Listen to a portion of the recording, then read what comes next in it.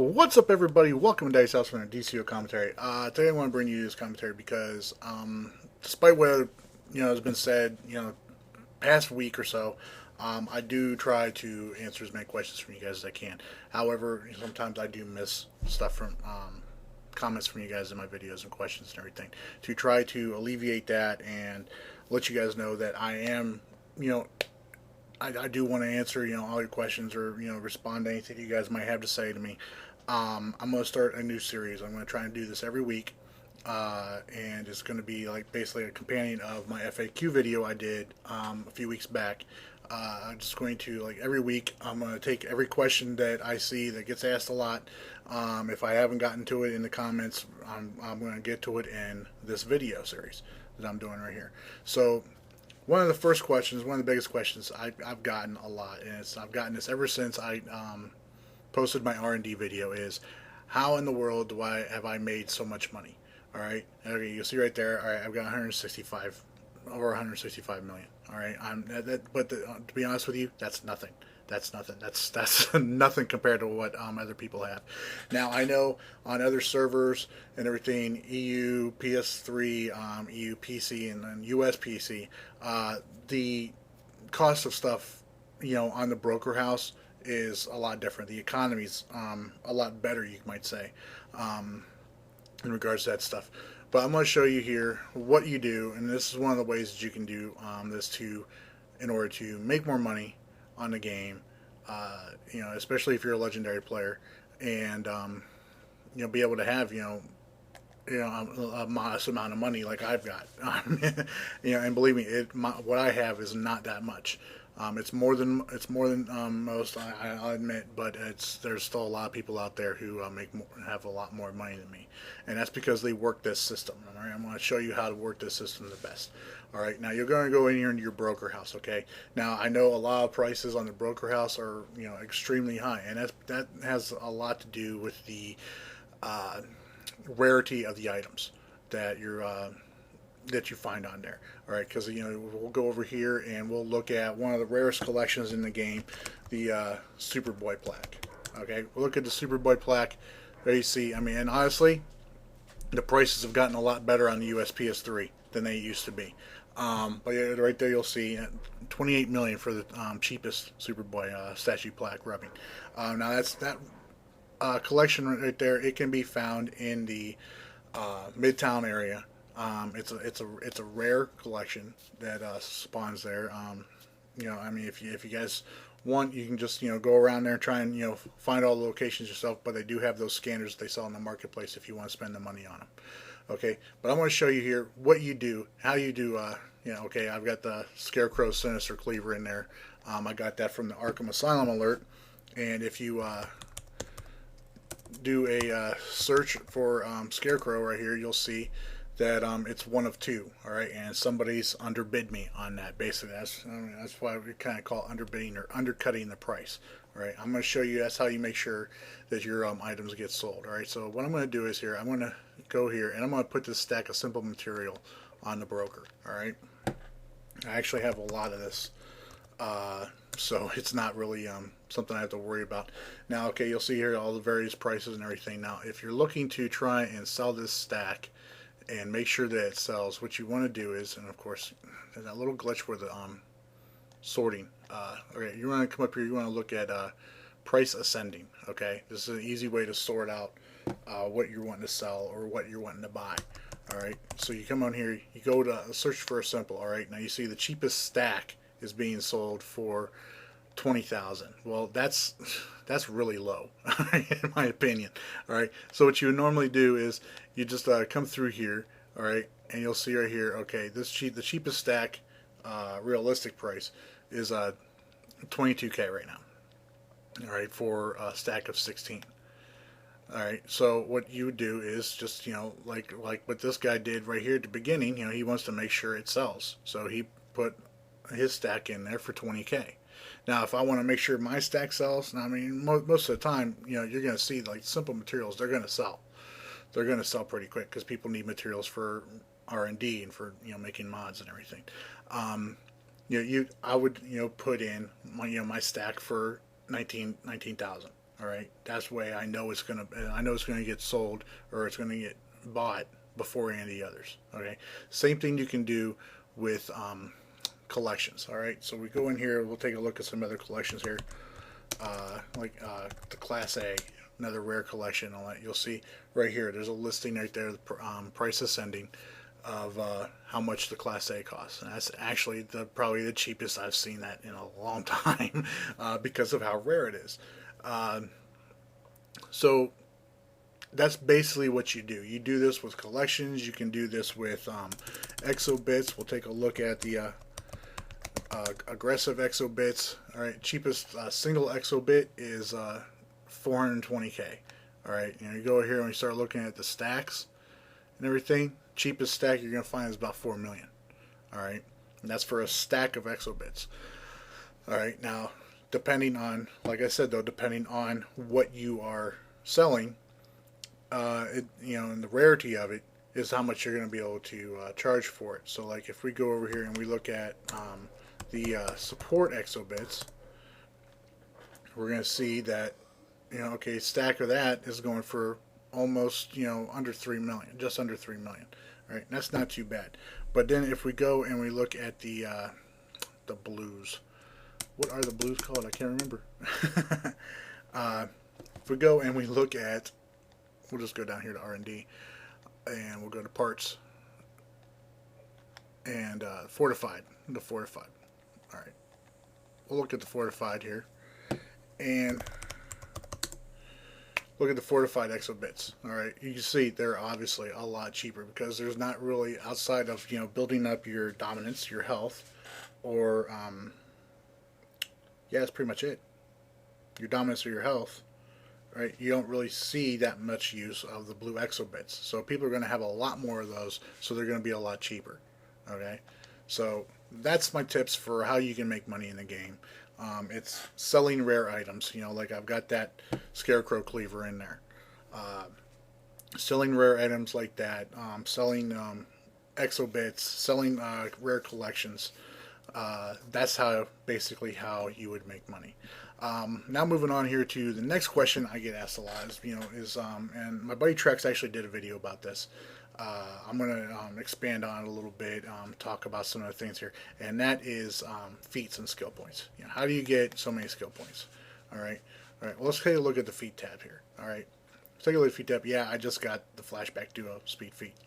It wasn't really that big of a priority for me, but I've also got my 500 duos feats. Now, how did I get the 500 duos feats? It wasn't because I did the duos every day. It's not the case. I mean, I actually got this the duo feat here back on just recently, as a matter of fact, on the 2nd of September. Okay.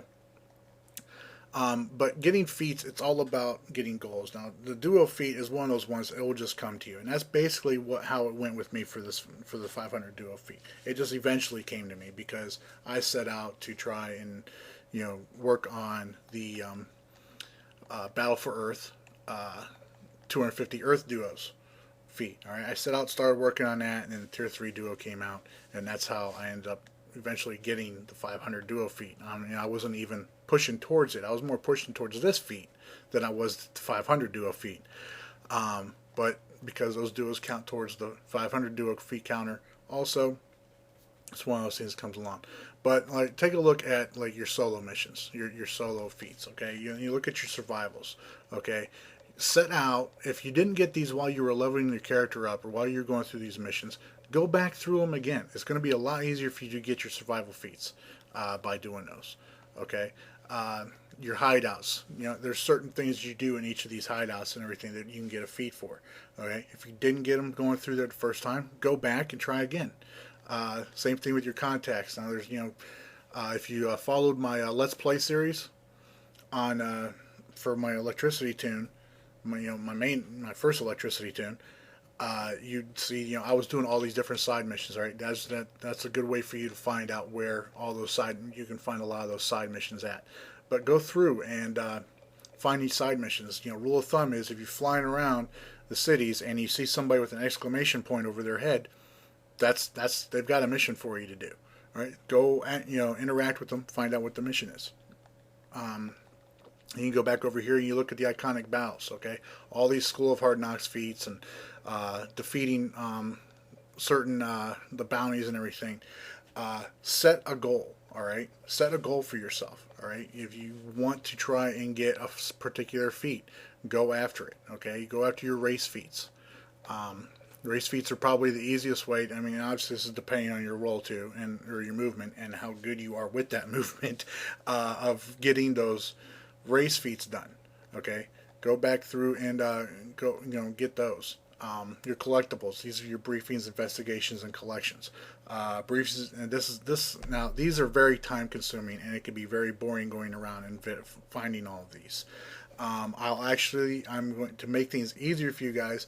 I'm going to put a link in the description here of this video to a site that will show you where you can find all of the briefings and investigations. It's going to have some collection locations for you, but most of those are pretty random, and what spawns in those collections when you find them in open world, as you know, are random also, but they are tied to certain districts or areas of the cities that you go exploring in.